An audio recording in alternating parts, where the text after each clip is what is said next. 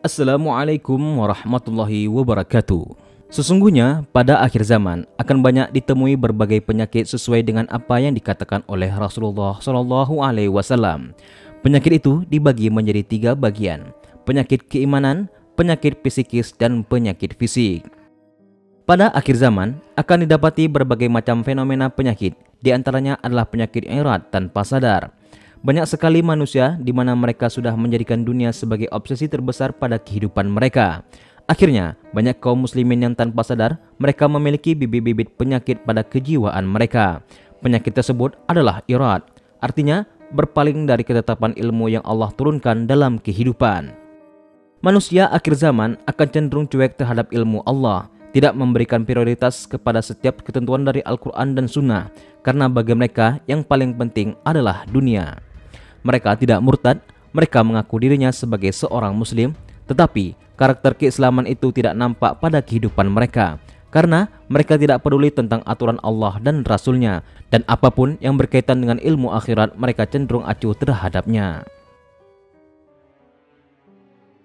Hal kedua yang banyak kita temui ialah munafik tanpa sadar. Ketika di akhir zaman, mereka betul-betul tidak sadar kalau mereka menjadi munafik.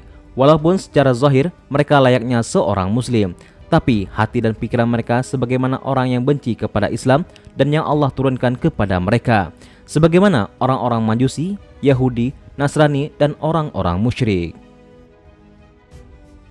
Orang-orang munafik ini akan banyak tersebar di antara kaum muslimin, dan tidaklah menang musuh-musuh Allah di atas kaum muslimin, karena sesungguhnya musuh-musuh Allah tidak pernah memiliki kekuatan selain dari mereka dibantu oleh orang yang ada dalam tubuh kaum muslimin. Di akhir zaman banyak ditemui orang-orang munafik tanpa sadar, karena ada seorang yang munafik bukan karena ingin mendapatkan harta, tapi karena mereka bodoh, di mana kebodohan mereka dimanfaatkan oleh orang-orang munafik yang mereka menjadi pioner dan mempropagandakan kemunafikan setiap waktu, dan tidak ada yang menjadi korban kecuali orang yang bodoh terhadap agama dan syariatnya. Hal ketiga ialah munculnya dan melekatnya sifat hubud dunia atau cinta kepada dunia. Artinya, orang yang pikirannya hanya kerja, kerja, dan kerja. Akan dijumpai banyak orang yang mati dan mereka tidak sadar terkena penyakit keimanan ketika mereka telah menjadikan dunia sebagai kiblat pertama dalam hidupnya. Itu manusia yang keluar dari fitrah, karena fitrah manusia adalah beribadah kepada Allah Subhanahu wa Ta'ala. Pada akhir zaman, fitrah mereka telah rusak karena seringnya dia memandang, mendengar, dan memperhatikan orang yang tergerus dalam urusan dunia. Ketika semuanya telah membekas di hati dan pikiran, tanpa sadar apa yang pernah mereka lihat di masa lalu membuat mereka keluar dari fitrah. Ketika orang sudah terkena penyakit ini, maka mereka menganggap dirinya hidup di dunia agar mereka mampu mengeksplorasi seluruh finansial. Akhirnya, berapapun yang mereka peroleh tidak akan pernah cukup. Selanjutnya ialah penyakit kreativitas dosa tanpa batas. Ketika berada di akhir zaman, seseorang akan berkreativitas dalam dosa dan maksiat, karena dosa dan maksiat akan meminta inovasi. Ketika dosa sudah tidak memberikan harapan, dosisnya akan ditambah. Akan terjadi dosa-dosa yang luar biasa. Dalam tingkatan lebih spesifik, akan didapati berbagai macam dosa, karena dosa-dosa kecil tidak lagi membawa kenikmatan bagi pelakunya. Kreativitas dosa yang dilakukan pada akhir zaman diantaranya adalah: yang pertama, sadomakosis. Mereka berzinah dengan menyakiti pasangannya. Exhibition, yang mereka harus memamerkan alat kemaluannya kepada lawan jenis. Kleptomania, mereka mencuri pakaian dalam perempuan kemudian disimpan. Dan yang terakhir, pornoseksual, mereka suka memperlihatkan lekuk tubuh mereka.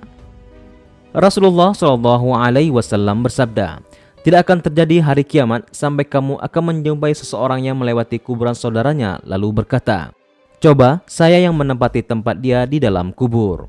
Pada saat itu, orang mengalami depresi, frustasi, dan menginginkan mati." Orang yang ingin mati ini ada dua. Ada orang yang menginginkan mati untuk menjaga agamanya agar tidak terkena fitnah.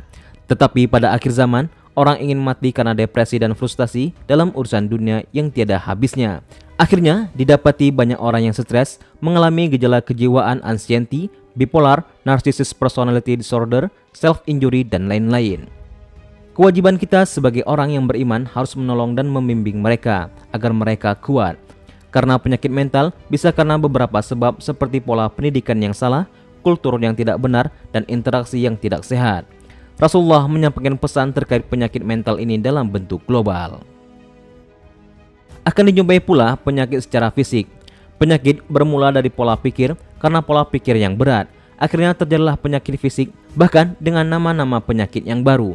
Kondisi fisik manusia akhir zaman berbeda dengan kondisi fisik manusia pada zaman Nabi. Perubahan ini terjadi disebabkan karena kemaksiatan yang sudah menyelimuti kehidupan manusia. Semakin banyaknya maksiat bukan hanya mengakibatkan alam bergejolak, geografi mengalami perubahan, tetapi juga manusia akan mengalami penyusutan fisik. Fungsi organ dalam tubuh manusia pun mengalami penurunan.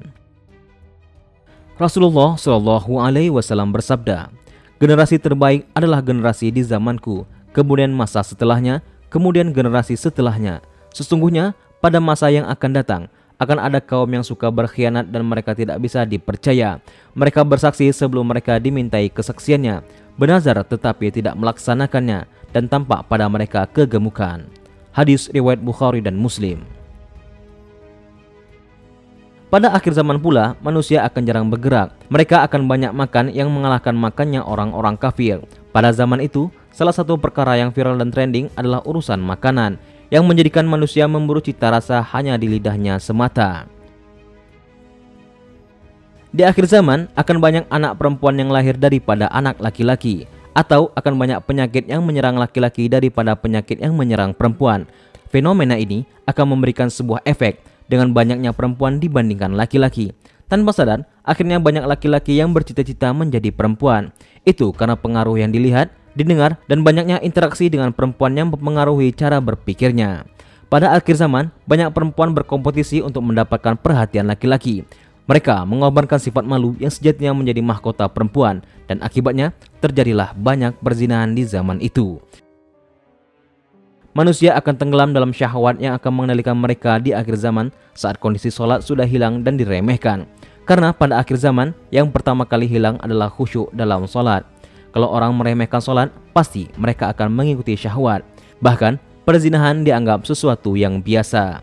Rasulullah Shallallahu Alaihi Wasallam bersabda, "Tidak ada perkara yang paling aku khawatirkan dari umatku, kecuali mereka melakukan perilaku kaum Nabi Lut." Rasulullah Shallallahu Alaihi Wasallam juga bersabda, "Kematian mendadak adalah sebuah siksaan. Pada akhir zaman, banyak manusia yang mati tanpa diketahui penyakitnya, yang sesungguhnya dia tidak pernah merasakan sakit itu sampai akhirnya mati mendadak." Mati mendadak ada dua, yaitu bagi mereka yang berlaku dosa dan tidak beriman, maka itu adalah siksaan. Adapun bagi mereka yang beriman, maka itu adalah keringanan.